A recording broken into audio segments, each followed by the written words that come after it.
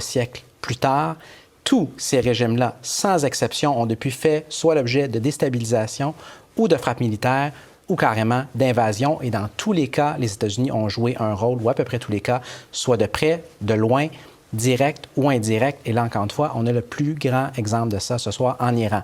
Un point additionnel pour ce qui est de ce qui est en train de se passer justement ce soir. Parce que tout l'espèce de débat sémantique à savoir, est-ce que c'est une guerre, est-ce que c'est pas une guerre? Oui. Appelons un chat un chat.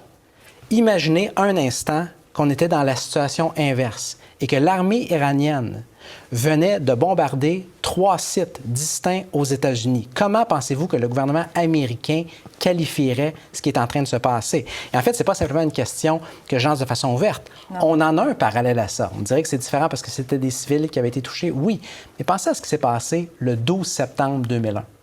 Le lendemain des attentats, où il y avait eu essentiellement 3 sites qui avaient été touchés aux États-Unis. Oui. Le président américain de l'époque, M. Bush, était allé à la télévision nationale américaine et avait déclaré, je le cite mot pour mot, « Les actes qui ont eu lieu hier contre notre pays n'étaient pas simplement des actes de terreur, c'était des actes de guerre. » Donc, les États-Unis ont, même si ce n'est pas fait de façon formelle, lancé une guerre contre l'Iran ce soir. Et une guerre, je l'ajoute aussi, c'est important de le mentionner, qui n'avait pas à la base d'attaque contre les États-Unis. Les Iraniens n'ont jamais attaqué les Américains sur leur sol, n'ont jamais menacé de les envahir de façon sérieuse. Et là, on a ce qui était, il y a 20 ans, vu comme étant complètement radical, c'est-à-dire frapper de façon frontale un pays de façon préventive, et je demande guillemets, oui. C'est exactement ce que M. Trump fait ce soir. Alors,